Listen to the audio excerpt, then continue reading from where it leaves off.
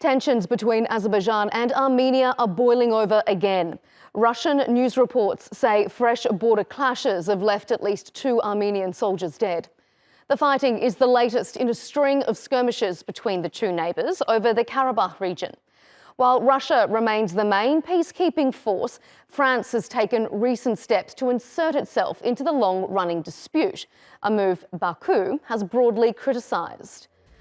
On Thursday, Azerbaijan summoned France's ambassador over French government comments regarding the Lachin Corridor, a strategic land route that links Karabakh to Armenia. The rebuke came on the heels of a visit by French officials, including the mayor of Paris, who travelled to the entrance of the Lachin Corridor carrying humanitarian supplies. Azerbaijan called French attempts to transport goods without prior agreement an attack on its sovereignty. Azerbaijan regained control of the region from Armenia in 2020 and recently set up checkpoints along the vital roadway to prevent the illegal transport of weapons to the region. Well, to further discuss the involvement of France into this dispute, joining me now from Istanbul is Matthew Bryza. He's a former US ambassador. And from Baku, Farid Shafiev. He's the chairperson of the Centre of Analysis for International Relations. Gentlemen, thank you for your time here on Straight Talk. Farid, let me start with you. We're hearing news again of renewed clashes on Friday along border regions. Is the security situation deteriorating?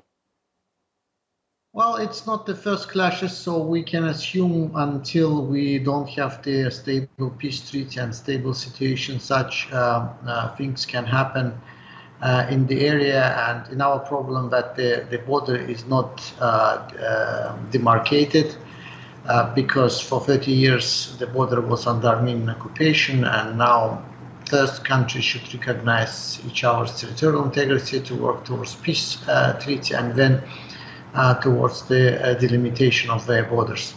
So I think what's happening right now in the region is just repercussion and the consequences of general instability and situation of no peace in the region.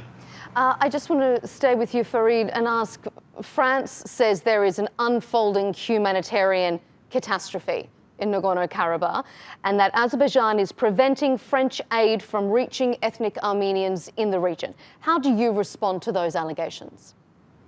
Well, traditionally France supports Armenia.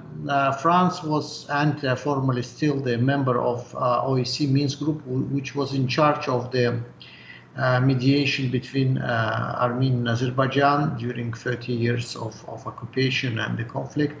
However, now France openly supports Armenia. There are a number of underlying reasons for France policy in the region. It's, there are several elements, historical elements, I would say a bit Turkophobic, a bit of legacy of colonialism. France now not in a good shape in Africa and trying to find new role and new regions where it can play a greater role. And South Caucasus and Armenia, one of such goals for Macron. Another element, of course, the very active and very aggressive, I would say, Armenian diaspora in France. In terms of the humanitarian crisis, what they allege, etc., it needs a bit more a longer discussion, because what we see right now that the countries like France, we try to impose on Azerbaijan an extraterritorial status for roads, which was used, including Lachin Road, which was used for transfer of Armenian military cargo from Armenia to Karabakh. It's very tragic history, just to finish, very tragic history for Azerbaijan. We have to remember that in 1992, Lachin was occupied by Armenian forces. And after that, it allowed Armenia to occupy our regions of Azerbaijan. So for Lachin, for Azerbaijan, it's the matter of national security. The Lachin Corridor definitely is always going to be the topic of discussion with regards to both of these sides trying to work together. Matthew, What do you make of Farid's comments there about France looking for a new role, new regions, because it's clearly suffering at the moment in Africa? Why do you see it injecting itself into the Southern Caucasus? Well, I agree with Ambassador Shafir that, France has the strong diaspora community, and Macron has exhibited anti-Turkic sentiment. But I'd also like to note that, I was the U.S. co-chair of the OSCE's Minsk group, to which Farid alluded or mentioned, and so I was the U.S. mediator of the conflict, and I had a Russian and a French counterpart. And throughout my 3 years as the co-chair, my French counterpart was objective. He was creative, as was my Russian counterpart. And we were really trying to come up with a framework to lay the foundation to settle the conflict. But France shifted during the Second Karabakh War under Macron. And I was shocked on November 10th, 2020, the date that the war ended, when President Aliyev signed a ceasefire statement together with President Putin, and then Prime Minister of Armenia, Pashinyan, had signed a day earlier. On that day, the then French foreign minister publicly announced that France was blaming Azerbaijan for the war, and that France was going to push for there to be some sort of legal status change of the Karabakh region of Azerbaijan, where ethnic Armenians still reside. That was a radical shift in the French position, one which makes it impossible for France to be an objective mediator. And why? Why do you think that shift came then? I think it was, as Farid was saying, it was domestic politics in France. It's Macron himself. You recall that back in the summer of 2020, Macron strongly supported the EU partner Greece in the dispute between Greece and Turkey about exclusive economic zones in the Mediterranean. I think Macron just made a decision to shift the geopolitical outlook of France when it comes to Turkey and Azerbaijan, toward Armenia. And yeah, it could be, that part of the reason was that French colonialism was in big trouble in the Sahel. But of course, these recent coups have happened quite a while after, I think, Macron made that shift toward Armenia. Farid, France has the largest Armenian population in Europe, the third largest in the world. So is it any surprise that it's starting to push a more pro-Armenian agenda? I mean, shouldn't Azerbaijan have foreseen this? Yes, as the Ambassador Bryza said, France indeed entered the Minsk group, OSCE Minsk group, and during the Chirac presidency. And Chirac at that time pledged to President Heydar Aliyev that France will be neutral broker.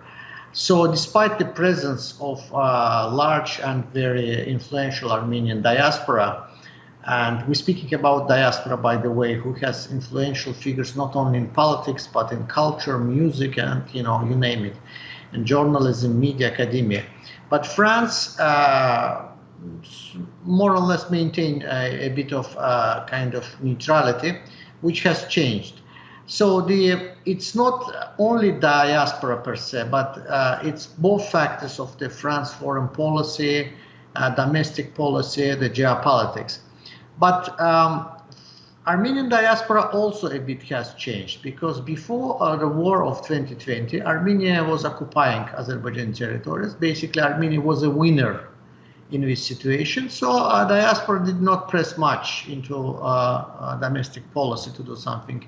We were sending money, illegal goods, etc. But the situation has changed after the war.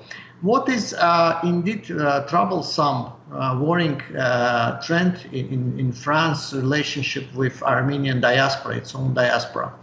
The Macron several months ago, he met members of Dashnak party in France.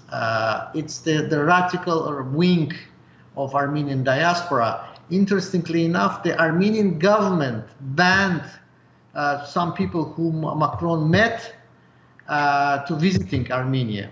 Right. And Macron sent those people that I am pressing more than Pashinyan. I'm pressing Azerbaijan more than Pashinyan himself. So this is indeed a very dangerous game which can undermine any efforts in the region. Matthew, we saw the Paris mayor arriving with some of the other French mayors in the Nagorno-Karabakh region on Wednesday. What did you make of that? Was this an honest effort to try and get some aid through to the region, or was this a bit of a publicity stunt? Well, 100% it's a publicity stunt. The mayor may be so naive, possibly, as to not understand the realities of international humanitarian law and what international law says about humanitarian aid getting to populations via any routes that are available. So there is a dispute about the Lachin Corridor. It has to do with whether or not, or the fact that the Armenian side was using ICRC humanitarian trucks to reportedly bring in weapons. And so Azerbaijan set up a checkpoint. But Azerbaijan has offered, and this has been welcomed by Charles Michel, the president of the European Council, has offered to deliver humanitarian aid from Azerbaijan, from the city of Agdam, into Karabakh. And the radical separatists in the ethnic Armenian community in Azerbaijan's territory of Karabakh refuse that. They've refused even to accept aid that has arrived. So the French mayors are being instrumentalized here, at best. And at worst, this is a publicity stunt, and they know that international humanitarian law is being violated by those Armenians who refuse to take the assistance. And the whole idea, by the way, is a political one. It's that these radicals, they want to put back on the negotiating table the possibility that Karabakh's legal status could change from being part of Azerbaijan to something else, either being independent or part of Armenia. So this is politicization of humanitarian aid, and that's illegal.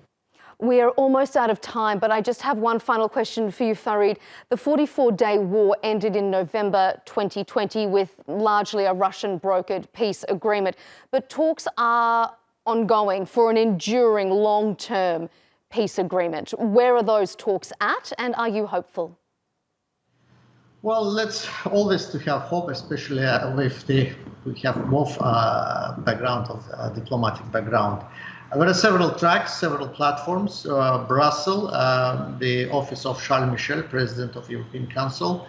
Washington is actively seeking also opportunities for signing and concluding peace agreement. There is, of course, Moscow, which still has boots on the ground, the peacekeepers.